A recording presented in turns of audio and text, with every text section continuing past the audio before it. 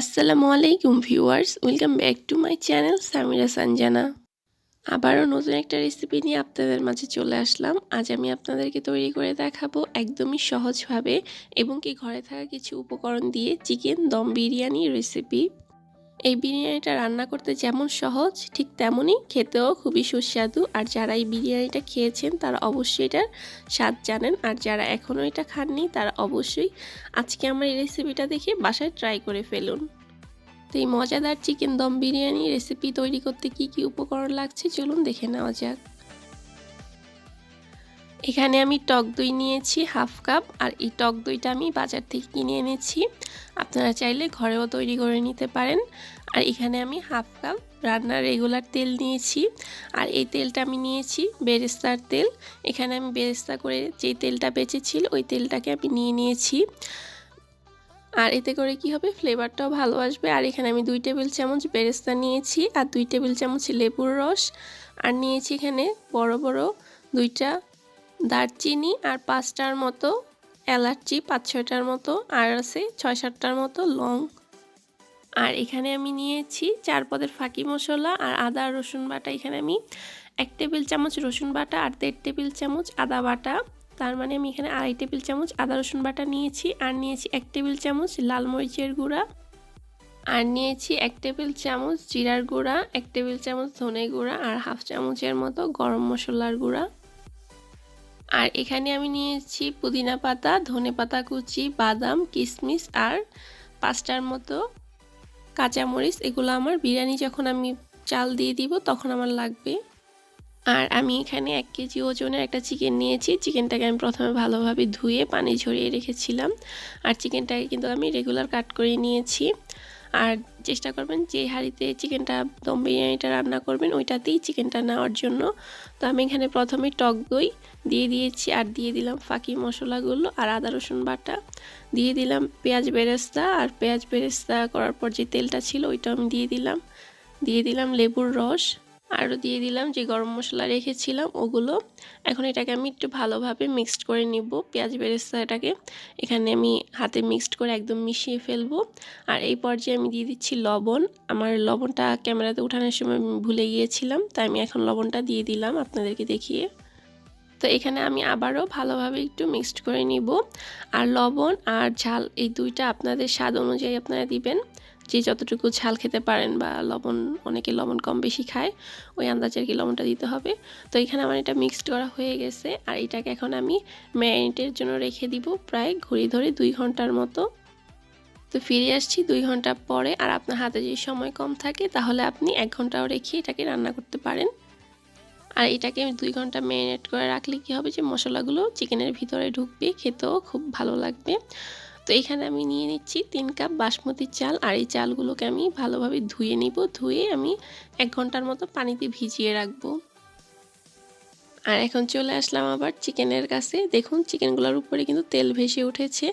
আমি কিন্তু এখানে এক্সট্রা কোনো তেল দেইনি, আমি যেই পেঁয়াজ বেরেস্তার যে হাফ কাপ তেল দিয়েছিলাম ওই তেলগুলোই। আর ঢাকনাটা উঠানোর পরে দেখবেন 2 ঘন্টা পরে যে এত সুন্দর একটা স্মেল আসছে, ওই স্মেলটা খুবই ভালো লাগে। তো এখন আমি এর মধ্যে দিয়ে দিলাম ধনে পাতা কুচি, আর দিয়ে দিলাম 3টা কাঁচামরিচ, আরও দিয়ে দিলাম পুদিনা পাতা। চেষ্টা করবেন এখানে পুদিনা পাতা ব্যবহার করার জন্য, কারণ এই দম বিরিয়ানিতে কিন্তু পুদিনা পাতাটাই ব্যবহার করতে হবে, ফ্লেভারটা ভালো আসবে না।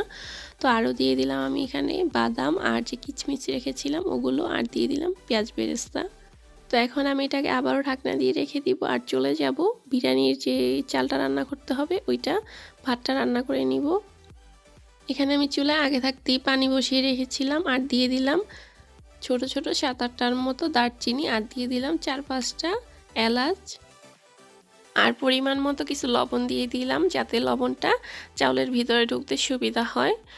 আর এখন আমি এটাকে ভালোভাবে একটু লাড়াচাড়া দিয়ে দিব, আর এটাকে এখন আমি রেস্টে রেখে দিব। ফিরে আসছি ভাতটা রান্না করতে যতটুকু সময় লাগে ঠিক ততক্ষণ পরে। তো চলে আসলাম এখানে ভাতটা বলক আসার আরও কিছুক্ষণ পর, আর দেখুন এই সময় কিন্তু চাউলগুলো কিন্তু একদম হয়ে গেছে। আর এই ভাতটা কিন্তু পুরোপুরি রান্না করা যাবে না, একটু আশ্বাস রাখতে হবে। দেখুন আমি আপনাদেরকে দেখিয়ে দিচ্ছি, ঠিক এরকম যেমন মাঝখান দিয়ে ভেঙে আসবে ঠিক ওরকম সময়ই চাউলটাকে নামিয়ে ফেলতে হবে।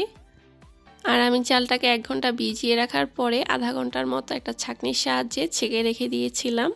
তো এই পর্যায়ে আমি এখানে ভাতটা রান্না করে নিয়েছি। আর আমি এখানে 2 চামচের মতো পানি উঠিয়ে রেখেছিলাম ভাতের থেকে।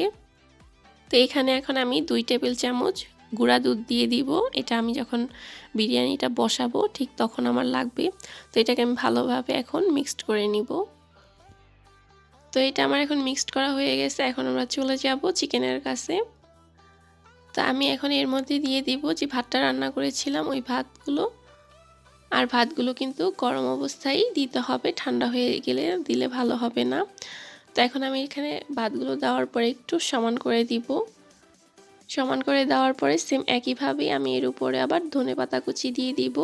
আর দিয়ে দিব কাঁচামরিচ, দিয়ে দিব পুদিনা পাতা। এখানে ধনেপাতাটা অপশনাল, আপনারা চাইলে দিতেও পারেন, না দিলেও সমস্যা নেই, কিন্তু পুদিনা পাতাটা দিতে হবে। এটা দিলে ফ্লেভারটা ভালো আসে।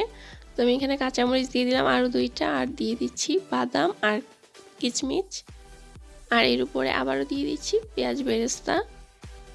এখানে আমি 1 কেজি চিকেনের সাথে 6 কাপের মতো চাল নিয়েছি। আপনারা চাইলে চিকেন কিংবা চালটা কম বেশি বাড়িয়ে কমিয়ে নিতে পারেন, কোনো সমস্যা নেই। আর যে আমি যে চাউলের থেকে যে 2 চামচের মতো পানি উঠিয়ে রেখেছিলাম, যে গুঁড়া দুধ দিয়ে একটা মিশ্রণ তৈরি করেছিলাম, ওইটাকে আমি বিরিয়ানির উপরে দিয়ে দিলাম।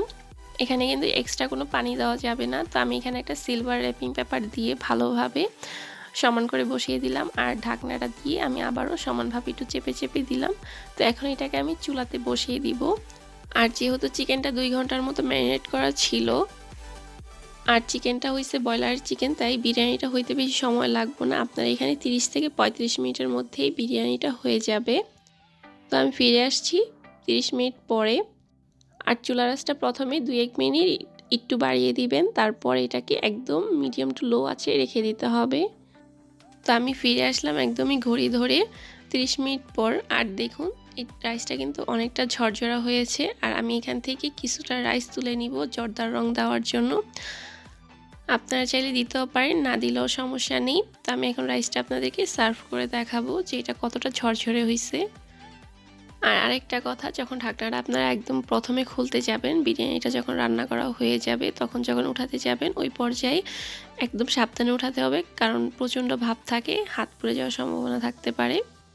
তাই ওই পর্যায়ে সাবধানে উঠাতে হবে।